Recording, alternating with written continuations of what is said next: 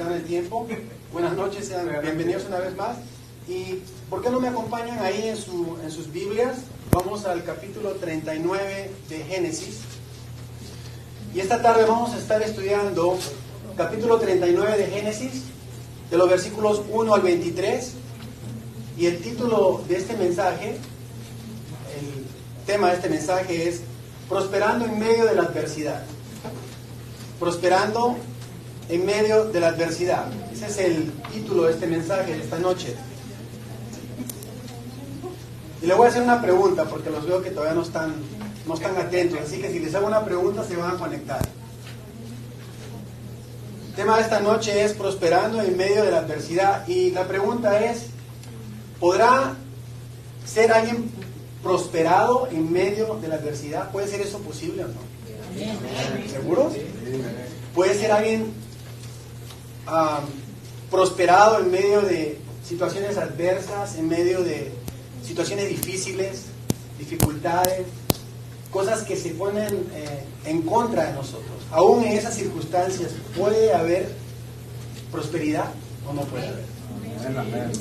Bueno, entonces vamos a ver la historia de esta tarde, como un joven llamado José, joven de 17 años, va a ser prosperado por parte de Dios en situaciones completamente adversas, ¿verdad? Entonces, vamos a leer los primeros 4 versículos del capítulo 39, y si alguien no trae Biblia, ¿traen todos Biblia? Si alguien no trae Biblia, solamente tiene que juntarse a un cristiano. Eso siempre trae Biblia. No sé por qué, ¿verdad? Pero por alguna razón los cristianos siempre traen Biblia. Así que si alguien no trae Biblia, nomás se junta a uno de ellos y ahí pueden leer el pasaje. Vamos a leer los 4 primeros versículos. Amén. ¿Estamos listos o no? Los veo menos como que todavía no se conectan. Amén. Vamos a leer ahí. Aconteció... Llevado pues José a Egipto, Potifar, oficial de Faraón, capitán de la guardia, varón egipcio, lo compró de los ismaelitas que lo habían llevado allá. Mas Jehová estaba con José, y fue varón próspero, y estaba en la casa de su amo el egipcio. Y vio su amo que Jehová estaba con él, y que todo lo que él hacía, Jehová lo hacía prosperar en su mano. Así halló José gracia en sus ojos, y le servía, y él le hizo mayordomo de su casa, y entregó en su poder todo lo que tenía. Vamos a orar una vez más para poner este servicio en las manos del Señor. Padre, Señor, te damos una vez más gracias, y te pedimos, Señor, en esta tarde que tu Espíritu Santo tome el control de esta enseñanza. Señor, que tu Espíritu, el cual dice tu palabra que nos guía a toda verdad, tome el control, Señor, en esta tarde de esta enseñanza, y que podamos recibir, Señor, tu palabra con un corazón dispuesto, Señor, y una mente abierta para entender lo que tú nos dices a través de este mensaje. En el nombre de Jesús. Amén y amén. Entonces, para entender el capítulo 39 de esta noche, tenemos que regresar al capítulo 37, ya que el capítulo 37 nos da la introducción de este capítulo. Por alguna razón, el autor de Génesis hace una pauta entre el 37 y el 39, que es el capítulo 38 que compartió la semana pasada nuestro hermano Macario. Y el capítulo 38 es una historia de Tamar y Judá. Pero el 38 no es, o el 39 no es la continuación del 38, es el 37. Muchos de ustedes no estuvieron en esa clase que yo dije 37. ¿Cuántos estuvieron aquí en el 37? Entonces no van a entender el 39, tienen que escuchar el 37. Pero vamos a ir al 37, y dice ahí en los primeros versículos, dice: habitó Jacob en la tierra donde había morado su padre, en la tierra de Canaán. Esta es la historia, note ahí lo que dice, de la familia de Jacob. José, siendo de edad de 17 años, apacentaba las ovejas con sus hermanos. Entonces aquí empieza esta historia, en el capítulo 37. Y no se la voy a contar porque ya la enseñé, ¿verdad? No voy a enseñar otra vez la misma clase. Pero entonces ahí es cuando empezamos a mirar la historia de José. ¿Qué es lo que sucede con él? Cómo sus hermanos, ¿verdad? Dice que le tenían, lo aborrecían, ¿verdad? Porque era un hijo obediente, porque era un hijo que su padre amaba más. Y entonces vemos ahí cómo al final de esta historia, en el capítulo 37, ahí al final, note ahí en el versículo 36, dice, y los madianitas, dice, lo vendieron en Egipto a Potifar, oficial de Faraón, capitán de la guardia. Ahí termina el capítulo 37, y ahora vamos a entrar entonces al capítulo 39, para continuar esa historia, ¿verdad? Entonces, el punto número 1 de esta tarde es, José es prosperado en Egipto. Y empezamos diciendo si alguien puede ser prosperado, ¿verdad?, en situaciones adversas, será posible o no.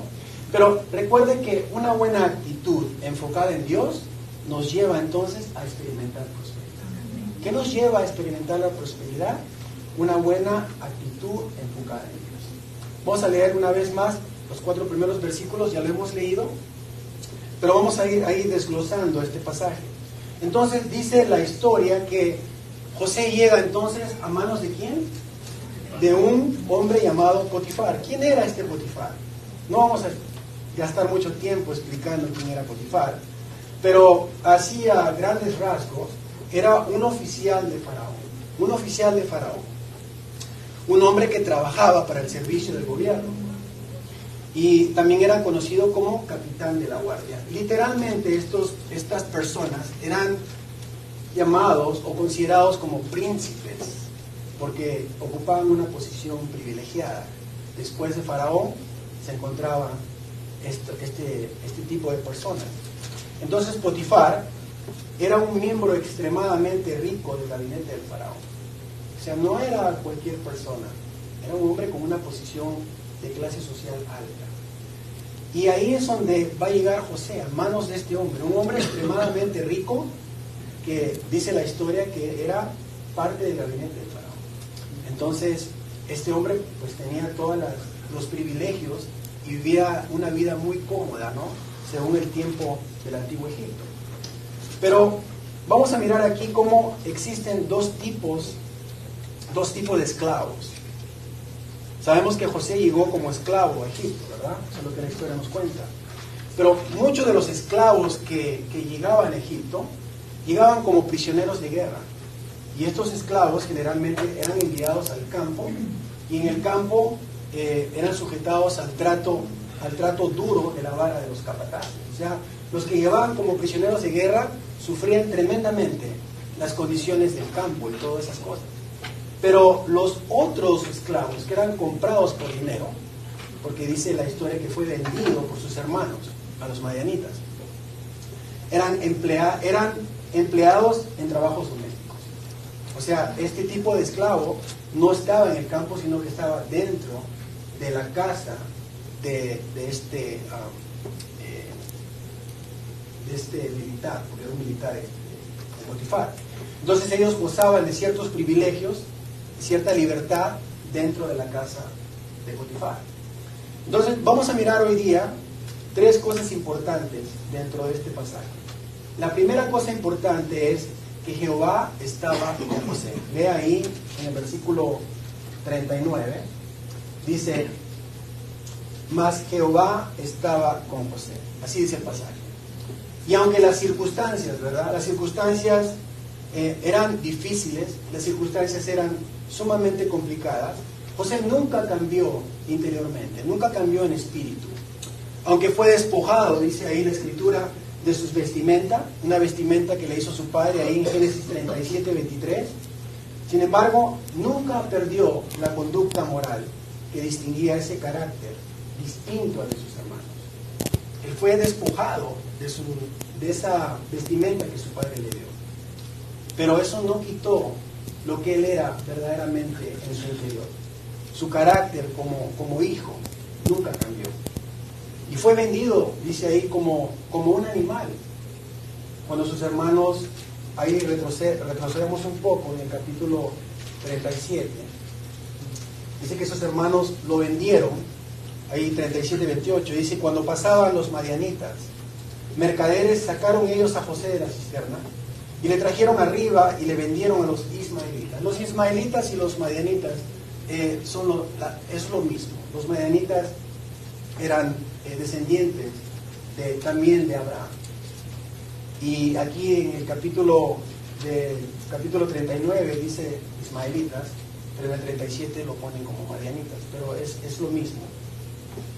Ahora dice que fueron vendidos, o fue vendido por 20 piezas de plata. Entonces fue vendido como una mercancía, como un animal, como una mercancía. Pero aunque fue separado del amor de su padre, José nunca dejó de tener esa comunión con su Dios. Nunca dejó. Ese Padre Celestial del cielo, él siempre permaneció en esa comunión que todo hijo de Dios debe tener. Ahora, la Escritura dice que Jehová estaba con él. A pesar de todo lo que estaba sucediendo, Dios seguía con él. Y la aplicación práctica para nosotros es que aunque las circunstancias puedan ser adversas en nuestra vida y podamos ser despojados de la igual manera que José de muchas cosas, pueden ser muchas cosas de valor, podemos ser despojados de muchas cosas, pero eso nunca debe ser un motivo para que nosotros podamos abandonar nuestra esperanza. La esperanza que hay en nosotros, la esperanza en Cristo Jesús, no puede ser dejada por las circunstancias adversas que pasan en nuestra vida. Nunca podemos dejar eso. Hay un amigo mío que se llama César, un argentino, ya de una edad avanzada, en la iglesia donde yo asisto. El hombre tiene como cerca de 80 años y llega literalmente a la iglesia casi en una silla de ruedas, apenas puede caminar. Viene moviéndose despacito. Pero cuando tú lo miras, tiene una sonrisa que te impacta verdaderamente. Cuando tú lo miras llegar a la iglesia, ¿verdad que tú dices, si él puede ir a la iglesia en esas condiciones, ¿cómo es posible que yo, estando mucho mejor que él, no pueda ir a la iglesia? Y si a eso le sumamos su vida personal, este hombre, cuando lo fuimos a visitar, nos contó que su esposa había muerto, su hija mayor también había muerto. El hombre vive solo en una casa, en una montaña, es una casa pegada a las montañas. Y él hace todo el esfuerzo por venir a la iglesia, porque las circunstancias que han sucedido en su vida no son un motivo. Ese despojo de su vida, el haber perdido a su familia, su esposa, su hija, y en la condición en la que se encuentra enfermo, no es una condición para que él pierda la esperanza. Y eso es lo que tenemos que aprender de este pasaje. Que cualquiera sea tu circunstancia en esta tarde, no es un motivo para que tú pierdas la esperanza de seguir creyendo en el Hijo de Dios. ¿Amén? Amén. Entonces, ahí en el mismo capítulo vamos a ver la segunda cosa importante. Dice que Jehová lo hacía prosperar en su mano. Vuelva ahí conmigo, el capítulo 39. Dice que Jehová lo hacía prosperar en su mano. ¿Estamos ahí? ¿Y qué significa la palabra prosperar? Ahí vamos a entrar ahorita. Se va a poner bueno esto. ¿Qué significa prosperar? La palabra hebrea que utiliza la Biblia aquí en este pasaje es salahá, que significa progresar, tener éxito, ser rentable. Esa es la traducción de esta palabra, prosperar. Dice que él era próspero, ¿verdad? Entonces, ¿qué significa? Que Dios le daba éxito en todas sus actividades. En todas sus actividades. Era una persona rentable. ¿Qué significa rentable? Usable. Eso quiere decir que se adaptaba a todo tipo de circunstancias. A todo tipo de circunstancias. Y sobre todo tenía una buena actitud de siervo. ¿Sí me entiende eso? Las circunstancias, una vez más, no cambiaron ni su espíritu ni su buena actitud. Y hay gente, hermanos, que ha llegado a progresar al punto de tener una buena posición en un trabajo. Empezaron barriendo el piso y hoy día son gerentes de una empresa. Pero ¿sabe qué es lo que ha pasado? Que no han mantenido su actitud de siervo. Dios los ha prosperado, que no se han olvidado de quién los ha prosperado y han perdido esa actitud humilde de siervo. Ahora están en una posición alta y ya no quieren continuar haciendo lo que antes hacían. ¿Por qué? Porque no mantuvieron esa actitud de siervos. Entonces existen dos circunstancias aquí, dos circunstancias por las cuales Dios prosperaba todo lo que había en la mano de José. La primera es que había un propósito divino de parte de Dios. Dice que Dios estaba ¿con quién? Con él. Ese era el propósito de Dios. Dios nunca lo abandonó. siempre estuvo con él. Y el segundo es que había un compromiso indeclinable por parte de José de mantener que su comunión con Dios. ¿Sí? Las dos cosas son necesarias. El propósito de Dios, que tiene que ver con la soberanía de Dios. Dios es un Dios soberano, Dios está en control de todo, aún en las adversidades que puedan suceder en tu vida y en la mía. Y segundo, que Él nunca perdió esa indeclinable manera de relacionarse con Dios. Nunca la perdió. Porque aunque todo estaba difícil, toda la situación estaba adversa, Él nunca perdió la comunión con Dios. Entonces, este factor, o sea, el ser prosperado, será la clave del desarrollo de toda la vida de José en este pasaje que estamos estudiando. Y la presencia de Dios, la presencia de Jehová. ¿Por qué decimos la presencia? Porque la Biblia dice que Él estaba con él, Dios estaba con él. Esa es la presencia viva de Dios en nuestras vidas. Y en primer lugar, entonces, el fruto del propósito divino de Dios era para con José. Recordemos nosotros que cuando el pastor Tony compartió un pasaje que decía que el Dios de mi padre ha estado conmigo en la vida de su padre Jacob. De la misma manera que Dios estuvo con Jacob en circunstancias difíciles que ya hemos mirado anteriormente, de esa misma manera Dios continúa también con José. En circunstancias difíciles, adversas, pero continúa con él. Recordemos que Dios le mostró 2 sueños a José antes de ser vendido a Egipto. Vaya ahí al capítulo 37, los versículos 6 y en el versículo 9 están los sueños que Dios le va a mostrar a José. Mira ahí en el versículo 6 del capítulo 37, dice: y él les dijo, oíd ahora este sueño que he soñado. He aquí que atábamos manojos en medio del campo, y he aquí que mi manojo se levantaba y estaba derecho, y que vuestros manojos estaban alrededor y se inclinaban a mí. Ese fue el primer sueño que Dios le dio. Y José le contó este sueño a sus hermanos. Y dice la Biblia que le aborrecían por ese sueño. Le aborrecían al punto de llegar a tenerle envidia. Y en el segundo sueño, en el versículo 9, dice que soñó un otro sueño. Y le contó a sus hermanos diciendo: he aquí que he soñado otro sueño, que el sol y la luna y 11 estrellas se inclinaban a mí. Ese fue el segundo sueño que Dios le mostró. Y dice que su padre le reprendió por ese sueño, ¿verdad? Dijo: ¿qué sueño es este que soñaste? ¿Acaso vendremos yo y tu madre y tus hermanos y nos postraremos en tierra ante ti? ¿Se da cuenta? Dios le había mostrado un sueño, 2 sueños a José. Ahora, el factor, ¿verdad? El factor de ser prosperado. Ya lo dijimos que será la clave de todo esto. Pero si nosotros nos mantenemos firmes en fidelidad, a pesar de las circunstancias que puedan pasar en nuestra vida, a su debido tiempo Dios se lo manifestará. A veces perdemos la esperanza porque las circunstancias que ocurren en nuestra vida, todo se pone en nuestra contra. Hay una adversidad y pensamos que Dios se ha olvidado de nosotros. Pero siempre Dios está con nosotros. ¿Amén? Entonces, hay una teología errada con relación a la prosperidad. Hay una teología errada. Es una enseñanza muy común, ¿verdad? Entre muchos telepredicadores modernos de hoy día. Hay mucha gente en la televisión que habla de prosperidad. Pero son doctrinas, son un conjunto de doctrinas sistematizadas, doctrinas que solo ciertos grupos religiosos enseñan. ¿Pero qué cosa enseñan? Enseñan que la prosperidad económica y el éxito en los negocios son una evidencia externa del favor de Dios. O sea que el hecho de ser una persona exitosa y de tener mucha fama es producto de que Dios está contigo. Y también dicen, confiésalo y recíbelo. Es una filosofía, ¿verdad? Ahora, ¿qué es lo que establece esta teoría, ¿no? Si se puede decir así? Establece y dice aquí que quiere que todos los cristianos sean exitosos en todos sus caminos, especialmente en el área de las finanzas. Eso es lo que enseña la prosperidad. La prosperidad no bíblica, ¿verdad?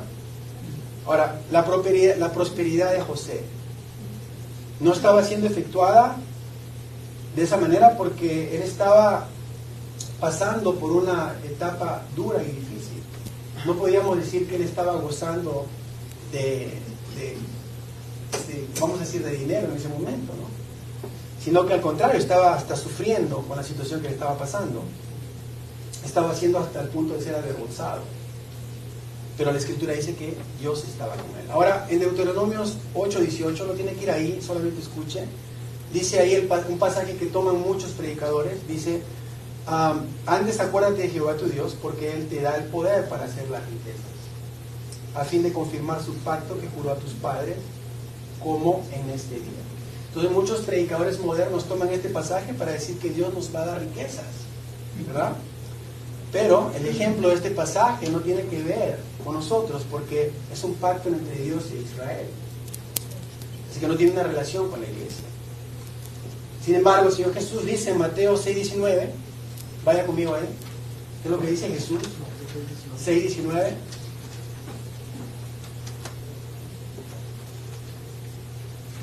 ¿Estamos ahí? Mateo 6:19 dice, no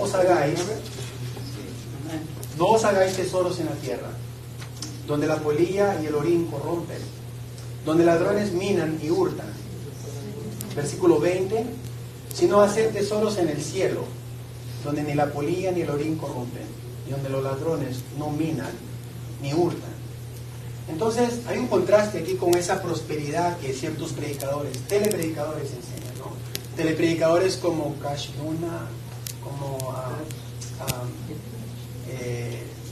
Joe Austin, Benny Hinn, son predicadores de la prosperidad, ¿sí?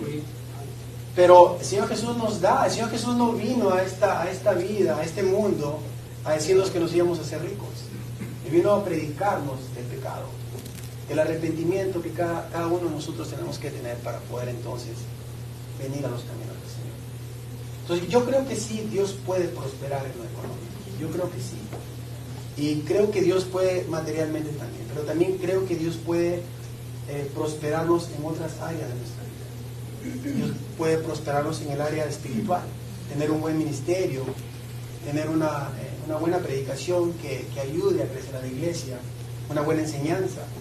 Sin embargo, la prosperidad más grande que nosotros podemos tener es el haber podido alcanzar nuestra salvación a través de la fe en Cristo. Creo que esa es la prosperidad más grande, porque la prosperidad tiene que ver con el éxito. Somos exitosos porque hemos alcanzado la salvación. Así que no todo se puede centrar solamente en prosperidad en cuestión de tener mucho dinero. Eso no es una señal de que Dios está con nosotros. Amén. Entonces, el tercer aspecto que vamos a ver aquí dice que entregó su poder. Vuelvo ahí al 39. Dice ahí que entregó en su poder todo lo que tenía. Todo lo que tenía. Y esto es un principio de mayordomía. A José le fue entregado todo, dice, todo por parte de Potifar, para que él fuera un buen administrador de todas las cosas materiales de su señor. Todo le fue entregado en su mano. Ahora, en la antigüedad tenemos que entender que a los esclavos que se mantenían dentro de la casa se le asignaban responsabilidades. Responsabilidades importantes que demostraban lealtad, conocimiento y habilidades especiales. Las personas que podían desarrollar ciertas cosas especiales se les encargaba y se les daba más cosas. Entonces José llegó a ser un mayordomo de la casa de su señor. Ahora, hoy en día hay personas que también se les ha entregado responsabilidades delante de un púlpito, pero hay gente que no son buenos administradores con la palabra de Dios. Se les ha entregado, es mayordomía. Somos solamente administradores de lo que Dios nos da. Todo lo que tenemos aquí no nos pertenece, todo es de Dios. Pero Dios nos ha dado para que podamos administrar de buena manera. Dice que si en lo poco fuiste fiel, en lo mucho te pondré. Y cuando se te da el púlpito para que prediques la palabra, debes administrar bien la palabra de Dios, para que llegue a cada persona, llegue tal y como Dios lo ha enseñado. Amén. Entonces, nuestra prosperidad también nos debe llevar entonces aquí a bendecir a otras personas. ¿Sí? Lea ahí conmigo el versículo 5 y 6 del capítulo 39. Dice, y aconteció que desde cuando le dio el encargo de su casa, y de todo lo que tenía, Jehová bendijo la casa del egipcio. ¿A causa de quién? A causa de José. Y la bendición de Jehová estaba sobre todo lo que tenía, así en casa como en el campo. Y dejó todo lo que tenía en mano de José. Y con él no se preocupaba de cosa alguna, sino del pan que comía. Y era José de hermoso semblante y bella presencia. Entonces Potifar, lo dije en un principio, era una persona bien acomodada, ¿verdad? No solamente tenía una buena casa, sino que dice aquí que todo lo que tenía así en casa como en el campo. Me imagino que el hombre también tendría buenas hectáreas, ¿verdad? Ahí en Egipto. Y aún de esas cosas, José tuvo que administrar todo lo que le pertenecía a su amo. Entonces Potifar reconoce que hay una relación personal entre José y su Dios. Una relación personal. Porque recuerde usted que en el Egipto antiguo, los egipcios no tenían ese tipo de relación con sus dioses. Los dioses egipcios, como Ra, Anubis, Osiris, ese tipo de dioses, ellos solamente iban y dejaban ofrendas, ¿no? Pero cuando Potifar mira en José hay algo especial. Hay una relación personal. Quizás lo miraba orando, ¿verdad? Que era una costumbre muy normal en los hebreos, orar a Dios, hablar con Dios. Y creo que esa debe ser la actitud de un verdadero hijo de Dios. Tener una relación personal con Dios, ¿sí? No solamente venir a la iglesia, sentarnos, escuchar un buen sermón y luego llegar a la casa y tirar la Biblia y ponernos a ver televisión. No, tenemos que mantener esa relación personal que hay entre Dios y nosotros. Dicen muchos, ¿no? No, el cristianismo no es una religión, es una relación con Dios. ¿Y dónde está tu relación con Dios que no se ve? Tenemos que estar entonces siempre manteniendo esa relación con Dios y ser un ejemplo con nuestra vida de que verdaderamente existe una relación con Dios. Porque, ¿qué pasa si tú vas a tu trabajo y pasas como esos cristianos desapercibidos, ¿verdad? Yo le llamo cristianos ultrasecretos, porque nadie sabe que eres cristiano, ¿verdad? Estás comiendo y comes igual que todo, estás conversando y estás conversando igual que todo. Entonces, ¿dónde está la diferencia? ¿Tú crees que tu jefe verdaderamente se va a dar cuenta que eres cristiano? Yo creo que no. Pero si tu jefe te ve hablar de una manera diferente, si te mira o te escucha pensar de una manera diferente, si te mira actuar de una manera diferente, va a decir, este está raro, tiene algo raro, ese está diferente que los otros. Entonces, eso es lo que pasaba con José. Potifar miró en él algo diferente.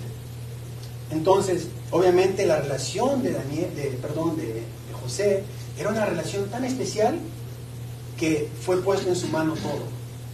Nadie va a poner nada en tu mano si verdaderamente tú no demuestras confiabilidad, ¿cierto?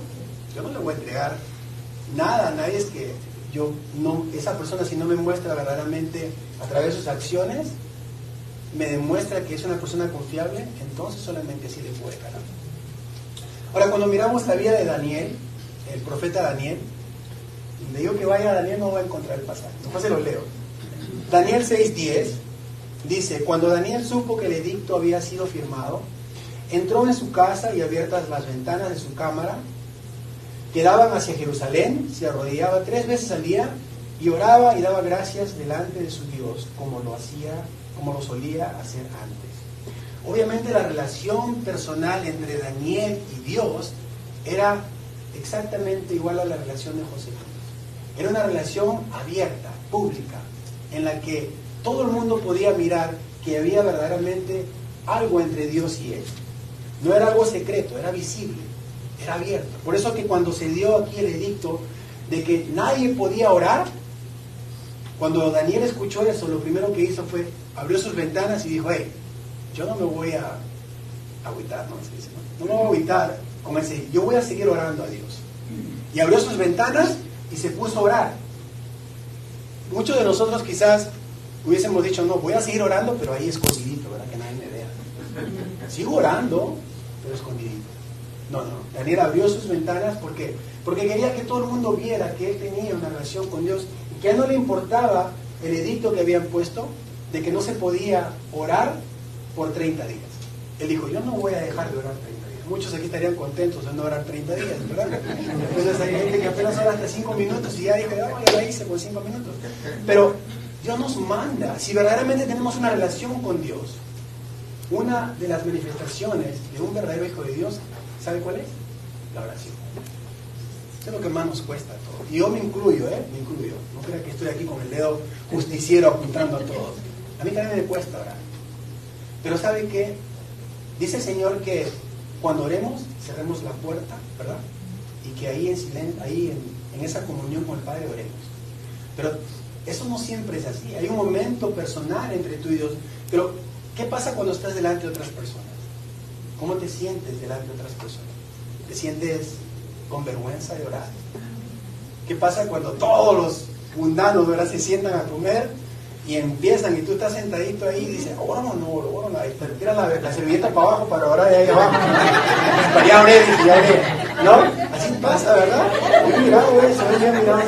O sabe que voy al macro y dice, mete al macro y ahí se pone a orar. No. Daniel dice que abrió las ventanas y se puso a orar. Como diciendo, hey, aquí estoy, mira, no tengo temor. Ese es mi Dios y tengo que darle porque yo tengo una comunión, una relación personal con Él. Y lo mismo pasaba con José. Ahora, ¿había una bendición especial en José? Sí, yo creo que sí la había. Yo creo que fue derramado sobre este joven, ¿verdad? Una bendición de parte de Dios, pero porque él era fiel a Dios, servía a Dios en el medio de las desventajas de su posición. Aún siendo esclavo, porque no dejaba de ser un esclavo, nunca perdió ese espíritu que tenía dentro de él. Nunca lo dejó. Ahora, la pregunta es, para todos nosotros, ¿te mantienes fiel a pesar de las circunstancias adversas por lo que estás pasando? ¿Te mantienes fiel en las circunstancias difíciles? Es una pregunta que todos tenemos que hacer. Si verdaderamente nos mantenemos fieles cuando las circunstancias, cuando la adversidad viene a nuestra vida y cuando todo se comienza a poner oscuro, ¿seguimos permaneciendo fieles? Tenemos que examinarnos a nosotros mismos y ver si verdaderamente tenemos esa relación que tanto decimos tener, esa relación personal que decimos tener. ¿Amén? Ahí en el versículo 5, 39:5, dice que no fue hasta cuando le dio el encargo de su casa y de todo lo que tenía. Así es el versículo. Entonces, se le fue entregado todo. Y ¿sabe qué? Hay mucha gente hoy en día que pueden tener jefes malvados, ¿verdad? Hay gente, patrones, jefes de tu compañía que son malos, son malvados. Pero siempre se van a admirar y siempre van a respetar el testimonio de un verdadero hijo de Dios. Siempre. Cuando tú das un buen testimonio delante de gente impía, de gente que no conoce a Dios, ellos te van a respetar por eso. Te van a respetar. Y Pablo dice en Hechos 24:16, porque en todo, dice, en todo me esfuerzo. En todo, dice, en todo trato. La escritura original dice, porque en todo, no solamente me esfuerzo, todo me esfuerzo por tener una conciencia limpia delante de Dios y delante de los hombres. Es lo que dice Pablo ahí en Hechos 24:16. En todo me esfuerzo, en todo procuro, en todo me esfuerzo de tener una conciencia limpia. Es muy importante que la conciencia limpia y la manera de actuar no solamente debe ser bien delante de Dios, sino también delante de los hombres, porque nosotros damos gloria a Dios y somos el reflejo de Dios. Así que nuestra manera de comportarnos representa quiénes somos delante de Dios. ¿Sí? Entonces, tu vida de fidelidad a Dios puede hacer prosperar en los negocios de un patrón inconverso. Si cuando tenemos una vida fiel a Dios, los negocios de tu patrón también pueden ser bendecidos. Una vez una hermana me dijo, no, si tú verdaderamente eres hijo de Dios y estás fiel al Señor, el Señor va a bendecir tu negocio, va a bendecir también a tu patrón, va a bendecir todo eso. Y cierto es, Dios puede bendecir, pero tenemos que dar un buen testimonio que verdaderamente somos hijos de Dios. ¿Amén? Entonces en el versículo 7 y 9, en el capítulo 39, seguimos ahí. Y también cuando hay prosperidad, ¿qué es lo que pasa? También vienen las pruebas, ¿verdad? Somos prosperados por parte de Dios, pero también vienen las pruebas. Ahí vamos a leer el versículo 7 al 9. Dice ahí, aconteció después de esto que la mujer de su amo puso sus ojos en José y dijo, duerme conmigo. Y él no quiso. Y dijo a la mujer de su amo: he aquí que mi señor no se preocupa conmigo de lo que hay en casa, y ha puesto en mi mano todo lo que tiene. Versículo 9: no hay otro mayor que yo en esta casa, y ninguna cosa me ha reservado sino a ti, por cuanto tú eres su mujer. ¿Cómo pues haría yo este grande mal y pecaría contra Dios? ¿Se da cuenta lo que estaba pasando? Dice la escritura que tenía buen semblante, o sea que era carita. Era carita, ¿verdad? Pero somos tentados en todo. Somos tentados en todas las áreas de nuestra vida. Si hay algo que el enemigo conoce bien, es el área donde tú más vas a cojear. El enemigo conoce muy bien eso. Y es la mejor arma que el enemigo tiene. Así que se requiere de una vida, hermanos, de una vida conectada a la voluntad de Dios. Solo cuando estamos conectados a su voluntad, nos podemos parar firmes y decirle no a la tentación. Cuando la tentación viene a nuestra vida, tiene que haber firmeza en nosotros. Tiene que haber dominio propio, tiene que haber carácter, tiene que haber firmeza. Pero ¿cómo se consigue todo eso? Otra vez más, teniendo ¿qué? Una relación personal con Dios. Si no tenemos esa relación, no podemos pararnos firmes delante de la tentación. La tentación va a venir y vamos a caer. El predicador Billy Graham dijo que hay 3 cosas que destruyen la vida de un creyente. 3 cosas.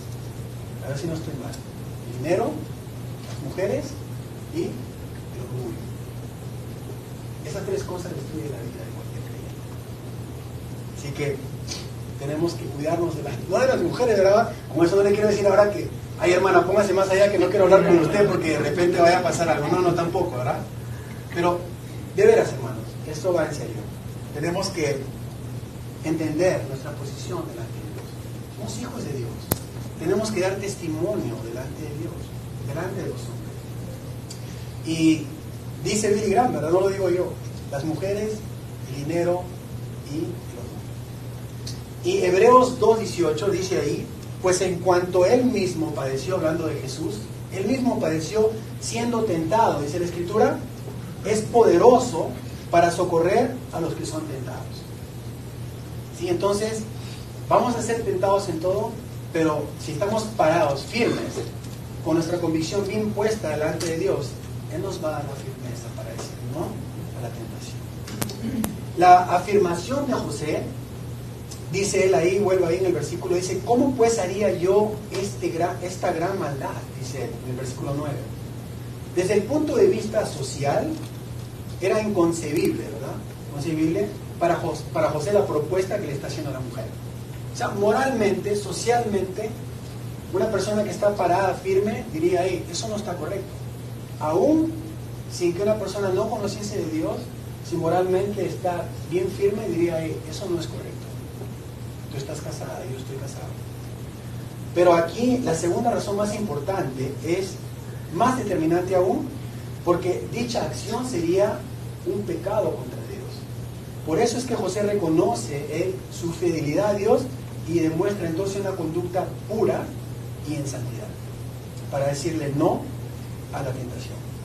En 1 Juan 3:3 dice: y todo aquel que tiene esta esperanza ¿en quién? En Cristo, en Él, se purifica a sí mismo, así como Él es puro. Dice Jesús que solamente los puros de corazón verán a Dios. Eso es una verdad. Tenemos que mantenernos puros.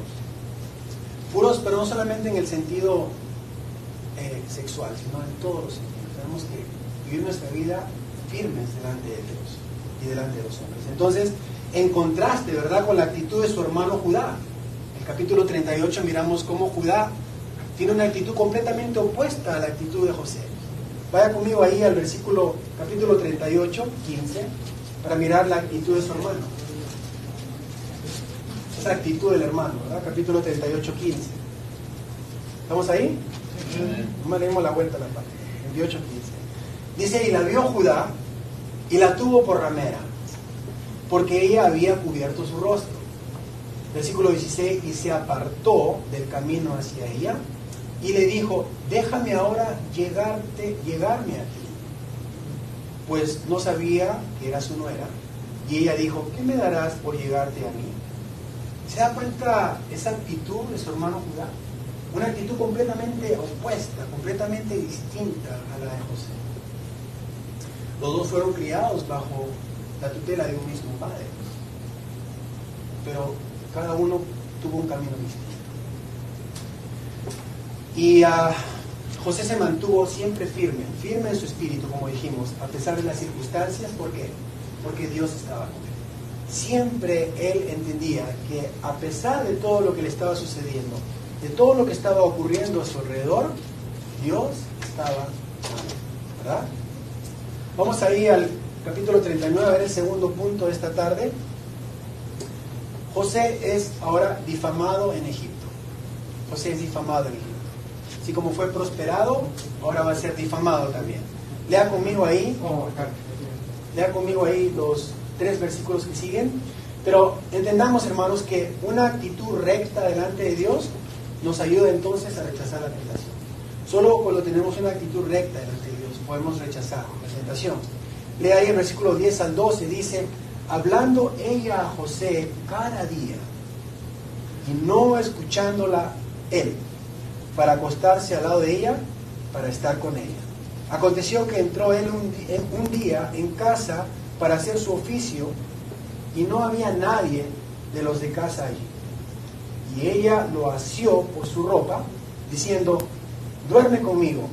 Entonces él dejó su ropa en las manos de ella, y huyó y salió. Note aquí el versículo 10, dice que ella le hablaba todos los días. O sea, ella estaba insistiendo. Pero dice el versículo 10 también que él no la escuchaba a él. Y qué importante es entender eso. Cuando la tentación viene a nuestra vida, lo que tenemos que hacer es que no escuchar lo que la tentación está viniendo. Porque cuando la tentación viene y nosotros prestamos oído a lo que la tentación está diciéndonos, vamos entonces a caer. Porque dice que cada uno es seducido, ¿qué? Por su propio mal, dice Santiago. Pero él no escuchaba. Entonces, mire, José rehusó pecar, porque dice que no la escuchaba. Por eso rehusó pecar. Mas la tentación insistía, ¿verdad? Insistía tanto al grado que él tuvo que, dice, dejar su ropa y salir corriendo. Yo creo que la mujer lo agarró, ¿verdad? Dijo: acuéstate conmigo, y él agarró y salió volando, ¿verdad? Porque se quedó con la ropa, dice ahí.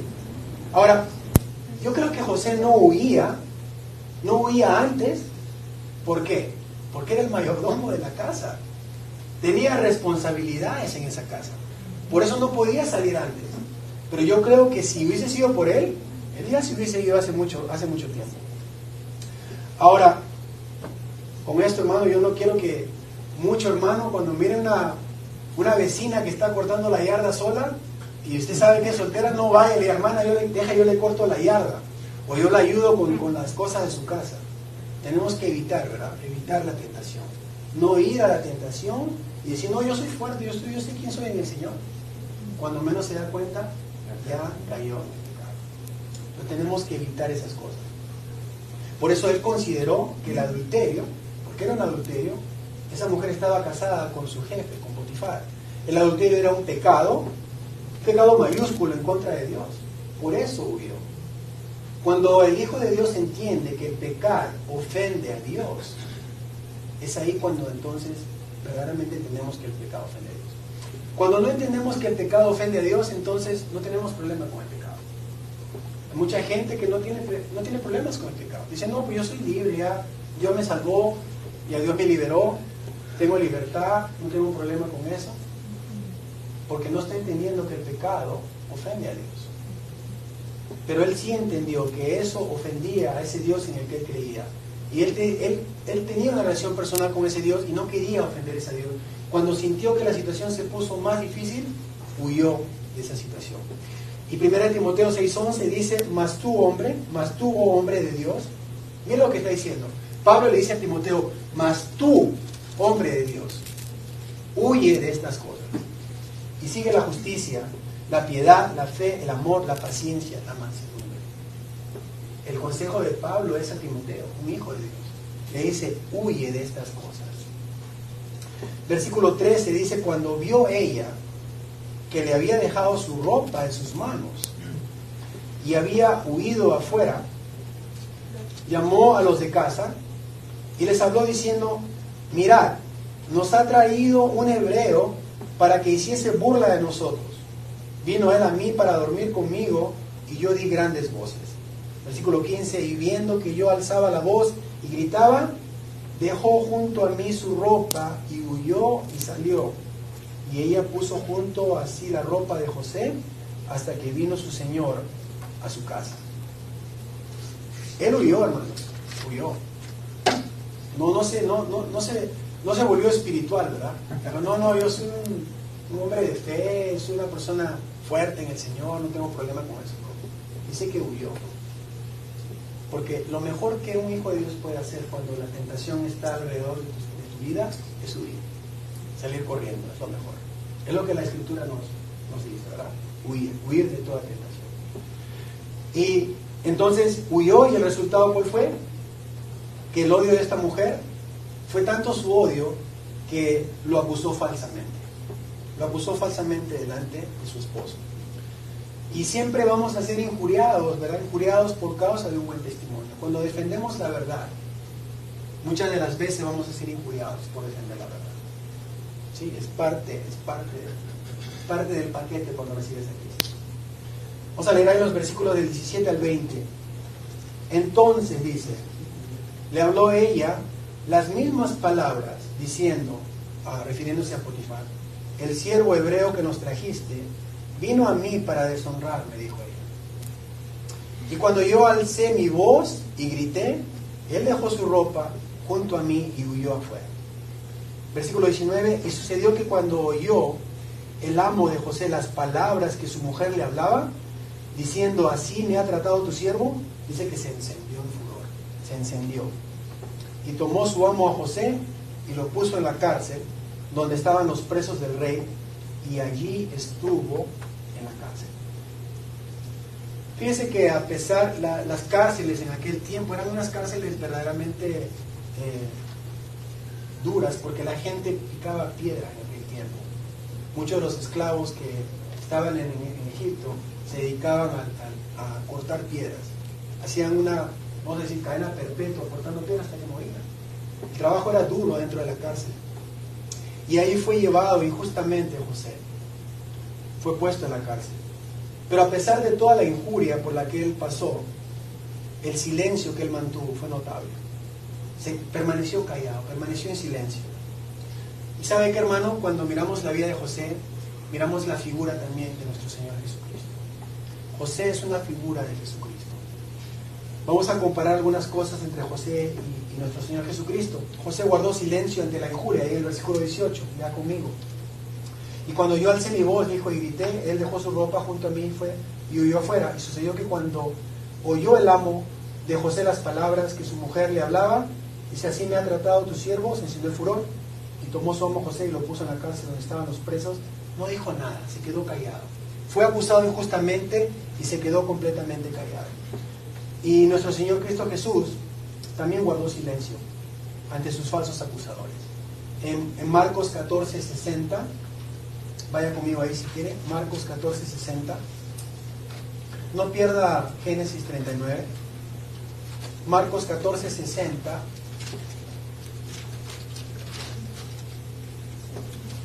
¿Estamos ahí? Dice: entonces el sumo sacerdote, levantándose en medio, preguntó a Jesús, diciendo: ¿no respondes nada? ¿Qué testifican estos contra ti? Dice que permaneció, ¿qué? También en silencio. El Señor guardó silencio también. Guardó silencio ante las injusticias, ante aquellos atropellos que cometieron ante él. Él guardó silencio. Y también ahí dice que fue prisionero, fue hecho prisionero José ante la injusticia, en el versículo 20, 39-20, vuelve a Génesis. Y nuestro Señor también fue apresado, igualmente que José, en Mateo 26:50. Quiero leer este pasaje en Mateo 26:50.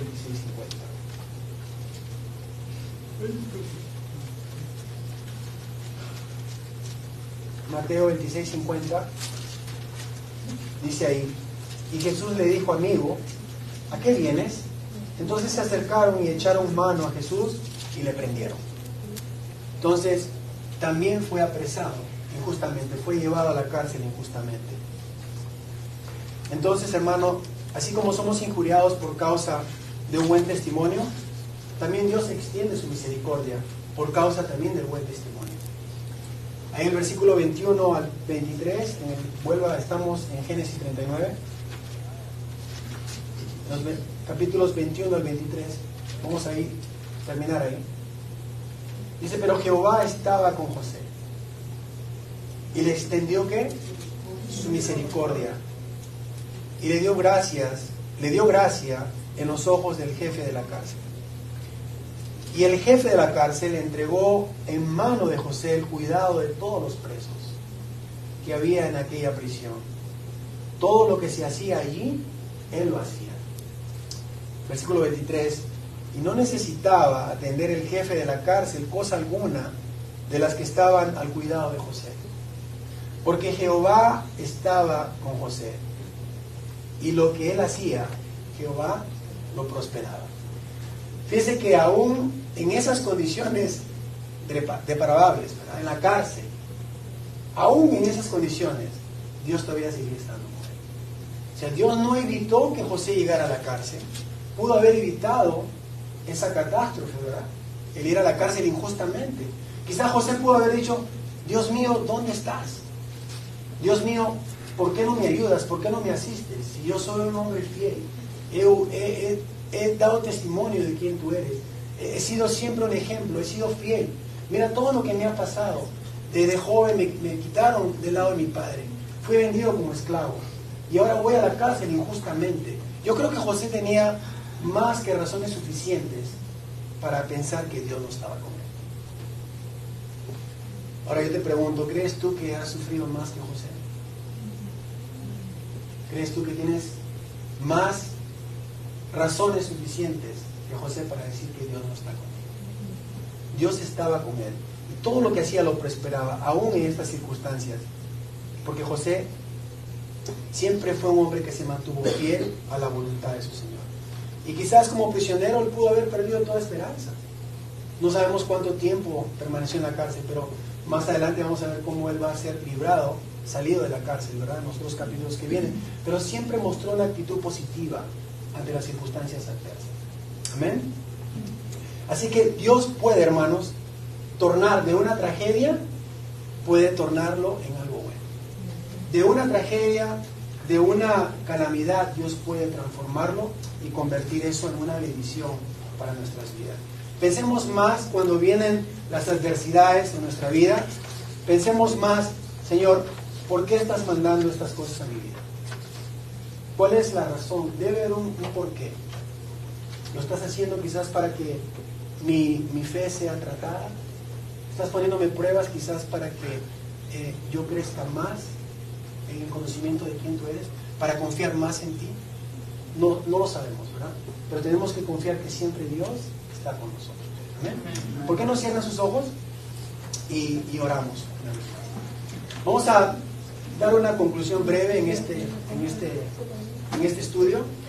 Y quiero que piense por un momento, ¿verdad?, todo lo que pasó en la vida de José, todas las adversidades y todo lo negativo que pasó con él, Dios lo tornó en algo bueno, ¿verdad?